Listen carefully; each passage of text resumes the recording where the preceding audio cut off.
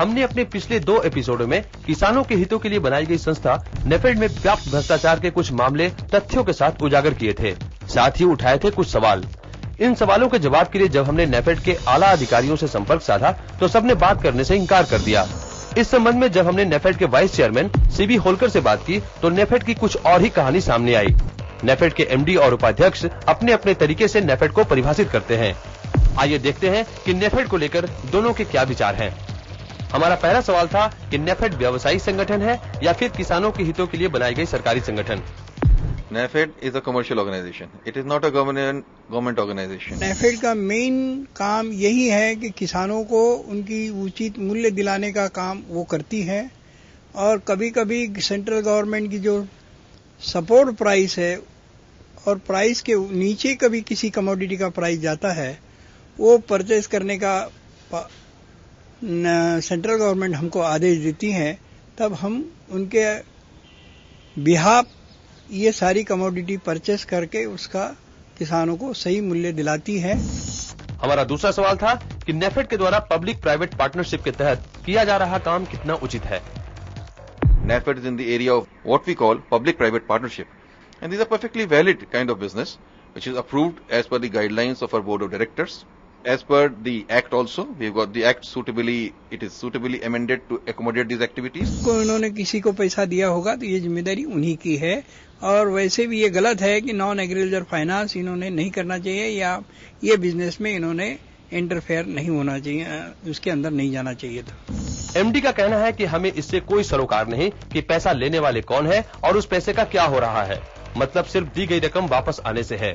और वे इस बात को जोर देकर कहते हैं कि नेफेड ने जो पैसे दिए हैं वह समय पर वापस आ रहा है, जबकि पैसा लेने वालों का कुछ और ही कहना है। We are continuously getting our money back from Swaroop Group of Industries. We already got back more than 100 crores. It's already come back to us, and even continuously every week money is flowing back to us.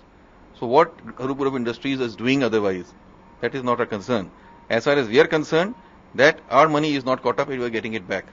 जो lapse हुआ है वो 1 month का gap चल रहा है because of certain problem, but I कहेंगे see to it कि that my position is not damaged, no that because NAFED will never then they will not come forward for further. हमारे द्वारा लगातार 2 एपिसोडों में नेफेड के कारनामों को दिखाए जाने पर एमडी ने हमें पत्र लिखा और कहा कि नेफेड में कोई नॉन परफॉर्मिंग एसेट्स नहीं है, जबकि हमसे बातचीत के दौरान एमडी ने स्वीकार किया कि रिटेल इम्पैक्ट समय पर अपना पैसा वापस नहीं कर पा रहा है।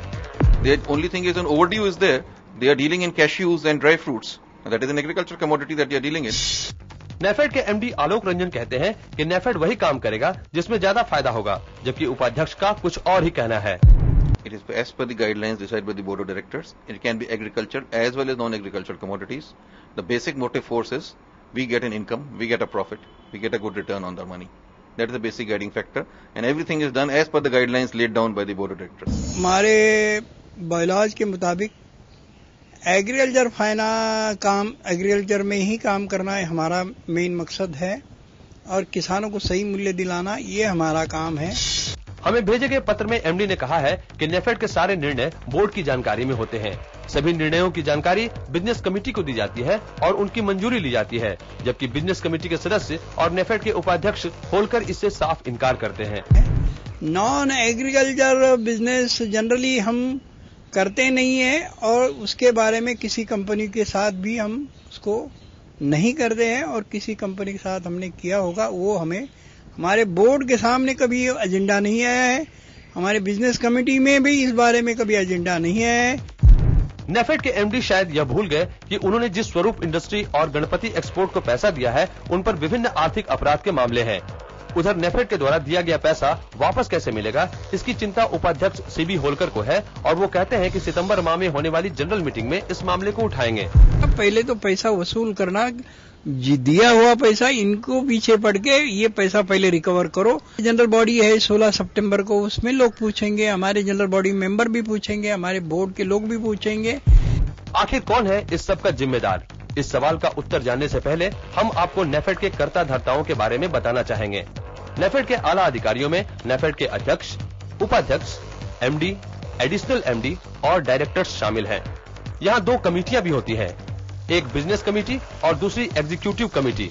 बिजनेस कमेटी की भूमिका इसलिए महत्वपूर्ण होती है कि यही कमेटी नेफेड की आर्थिक दशा दिशा तय करती है।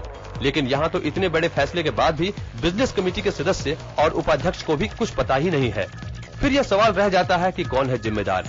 आइए जानते हैं नेफेड के ही उपाध्यक्ष सीबी होलकर से। इसका जवाब तो हमारे चेयरमैन और हमारे बोर्ड, हमारे एमडी से ही बात करेगा, क्योंकि जनरली इसकी जिम्मेदारी हमारे एमडी और जो एडिशनल एमडी है और जिस विभाग ये काम करता है, वो जो ये बैक टू बैक बिजनेस जो करता है उन्हीं की जिम्मेदारी है।